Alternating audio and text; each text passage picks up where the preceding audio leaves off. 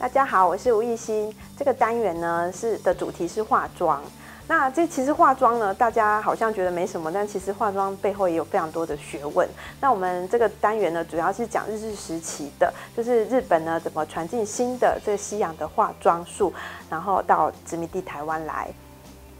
那在那个进入单元之前呢，就是想要先问同学们几个问题啊，就是我们现在都常说女为悦己者容嘛，哈，也是想请同学思考一下哈，为什么人要化妆呢？好，是为了什么呢？那请问助教配业，为什么人要化妆呢？又漂亮啊！又漂亮，那为什么就是要漂亮呢？看着心情好。哦，看着心情好。那我再继续请问配业，你都是什么时候化妆呢？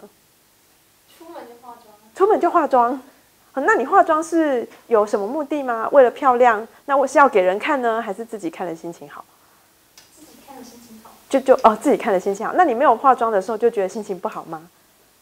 觉得没自信。觉得没自信啊。一般想到化妆就是想到说，就是我上个眼影啊，涂个口红啊什么。但是其实我们今天会讲到化妆，它是包含整个层面的，从清洁保养，然后到修饰。那你的化妆品都在哪里购买呢？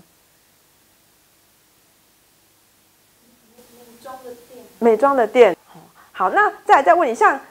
老师啊都没有化妆，你觉得是不是不符合礼仪？没有。你就觉得是没有吗？还是可以说真心话？没有啦。没有。对，好，因为这个就是我们等一下都会讲到就是说包括化妆品要去哪里买呀，怎么买，用什么，其实都是在日治时期呢都就是因为化妆品公司要让大家养成用这些化妆品的习惯所以都有用心计来安排的。好，那我们先讲，就是那个化妆，以早期的那个化妆，传统的化妆呢，跟我们现在的化妆又不太一样了哈。那传统的化妆呢，尤其是在中国啊，或者是日本呢，他们很多时候呢，妇女的化妆呢是要区别阶级、年龄、身份和婚姻状况的。好，就是说，你是几岁了，你就应该穿什么衣服，你的发型就是应该怎样，你的妆容就必须要如何。好，那当然也会有阶级你是什么阶，就随着时代不同，也有说你是什么阶级，你就必须要怎样的装扮。那通常呢，就是会化浓妆的就会一般是那个艺妓啦，或者是那个游女他们会就是化浓妆吸引这个客人。那所以也往往这些职业的人，他们就是会变成是传统社会里面的时尚达人因为这是比较不一样的。那现代呢，到了现代以后呢，现代的美容跟化妆的文化呢，就变得比较不一样了。它变成是代表了有品味，还有时尚。那还有就是你拥有消费能力或者是你有很进步的这个观念。那化妆的这个化妆文化现代化，就发生在1920年代到30年代的这个殖民地台湾那因为在日本统治台湾以后，一开始呢，他就是很强调卫生嘛，就是说，我们这个一定要怎么样要有一个进步现代化的都市就是然后公共身体呀、国民身体，那就一定要有卫生那还有就是说，我们现在要现代化，就一定要讲究科学。好，那再来呢，就是我们的身体观就要跟以前不一样了，我们是要非常健康有活力的。那我们在各种单元里面都有分享过啦，包括怎么那个身体体操啊，要怎么做啦，然后或者是说要穿什么样衣服啊，才能够展现身体的线条跟以前的不一样。那这边就变成是化妆那化妆会又跟传统的化妆要强调你的年龄阶级什么又不太不一样。虽然呢，它还是有一种要强调阶级的出来但是它变成是比较重视你的这个那个化妆要怎么样呈现健康自然感这样子。那特别还有个进步感，那在当时的进步感就是非常的洋风就欧美风所以他们就是以那个西洋的人做借鉴来做他们的化妆。好，那还有另外一个化妆现代化，就变成是说那个化妆品。还有就化妆品就变得越来越多了可能以前的人只有几个步骤而已，然后到现代化，它就越来越多的那个化妆品你要包括你早上起来就要化妆水，然后就要乳液什么，就很多道。那还有道具哦，你要画眉毛的时候要什么道具，然后你是那个要把它上色的时候要什么道具哈，所以变成道具也非常的繁琐。当然还有化妆方式哈，所以现在化妆已经是一个非常专业的哈，所以有很多学系是特别哈，就是美容科啊、化妆科哈，那也非常多的这个有名的化妆达人哈、化妆大师啊，这就是化妆的现代化，跟以前在闺房里面然后或者请丫鬟什么来画哈，会比较不一样。好，那在这个化妆在那个1920年代、30年代会这么的开始普及跟盛行呢？除了就是刚刚讲的，就是殖民统治啊，然后带来要新的观念、新的习惯、新的身体观之外呢，工业革命之后呢，就变成是说，这些化妆品都可以用化工技术大量的生产。那你要大量生产，你就必须要仰赖大量的消费哈，所以就是那个会有。就是那个就必须要大量消费呢，就必须要大量的行销哈，就变成很那个，造成了那个很多，譬如说资生堂，它是日本当时非常有名哈，一直到现在都非常有名的化妆公司哈，它就是在当时也是非常影响力很大的一个化妆品公司，它会透过很多的这个广告。然后广告，然后来告诉，甚至他会自己会开一些讲座然后告诉大家说，怎么化妆啊，然后塑造一个说，你化妆了，你就晋升贵妇的这个行列，这样子一个形象。好，那除了我们刚刚讲到说化妆品公司呢，他们会就是在广告上面会用很多的广告，然后用科学的包装用告诉说，我们是用最新的科技然后研发出这些产品那这些产品就包括有我们一般讲的就是保养品啊，然后化妆品啊，还有香水啊，或者是洗发精啊就是种种的，就是关于你让你的身体就是更加干净更加就是美丽的这些附加品那除了他们就是有这些广告，然后告诉你说就是这些是非常科学之外呢，他也会把这些就把它包装成你如果用了这些化妆品，然后你就是变成是非常最时尚最潮的这个人所以他们就用慢慢的用这个广告，然后让大家去接受这些新的化妆，然后我需要买这项化妆品。那除了这些广告之外呢，在那个当时有很多妇人的团体，尤其像台湾非常重要有爱国妇人会等等的那这些妇人团体呢，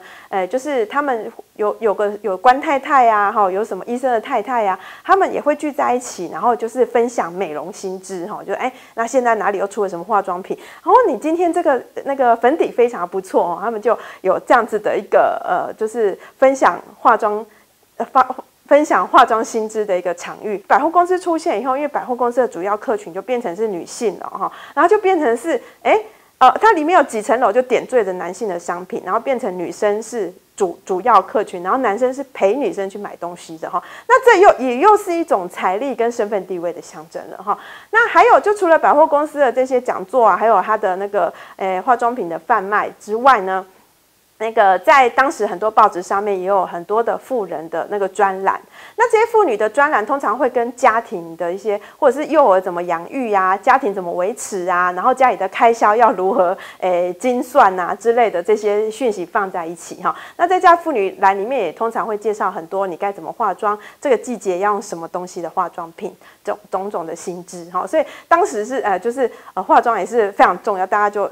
现在应该也是现在很多妇女杂志上也是会不停告诉你现在是秋天到了，秋天应该化什么妆那在当时也已经就是有非常多的这样子的相关的讯息。然后在1932年，也就是刚刚讲百货公司台湾第一家百货公司菊园商行啊，还有就是紧接着成立的这个林百货，他们成立落成的那一年呢，同样的有一个化妆品的专刊叫《台湾化妆品杂货商报》，也在这个时候创刊所以就是已经变成说，大家购买化妆品变成是一种习惯了那我们现在看到这个出来的这个海报，就是当时在菊园商行，它就有这个化妆法的实演讲习会。那这边都是小少女的这个服装，那你看就是他们日常生活扮演也变成一个很重要的就是他们变成说化妆也是可以小朋友的游戏的一种好，那还有呢，就是因为我们刚刚讲到说，那化妆品也就变成化妆用品就越来越的繁琐，化妆道具也越来越很多。那为什么呢？它要让你购买嘛。然后所以它你看，就我们再看下一张，它有各种不同的就是很多不同的产品。那还有呢，同样的产品它可能有不同的盒子所以连那个化妆品的容器也都要非常的漂亮然后吸引人家去购买。那就是大家就会争相去就是买香水啦，或者是买一个粉底，然后因为它的盒子太漂亮了，那个每个家庭都有一个就是有那个上流人家的家庭就有一个很好的化妆台，那这个化妆台呢就变成是一个展演的空间大家就到化妆台看到哇，这位太太，你的化妆品也太高级、太美了吧！就变成是这样子的一个竞争那就很像我们现在常会看到广告去，就是到哪个女生家就一定要打开看她的衣柜里面有什么衣服或什么包包一样，大概是这样子的意思所以那个连容器也都开始要有很多包装跟设计。还有呢，就是那个从化妆品的广告里面也可以看到，就是化妆品公司他们想要宣扬，就是想要那个让大家就是渗透进民众的这种化妆文化是什么。那也可以看到化妆的这个变迁那我们刚刚有看到说早期的这个化妆品它通常都是用手画图用手绘的这个图，然后里面的这些人都比较就是比较和风、比较东洋的笔触那个就是软软的、柔柔的，然后通常都是比较侧身的就是侧身，不是正眼看你，他大概有点含羞带怯这样子看你然后那个或者是就是有点不好意思那个不会说正面挑战你或是什么，可是慢慢演变呢，就演变到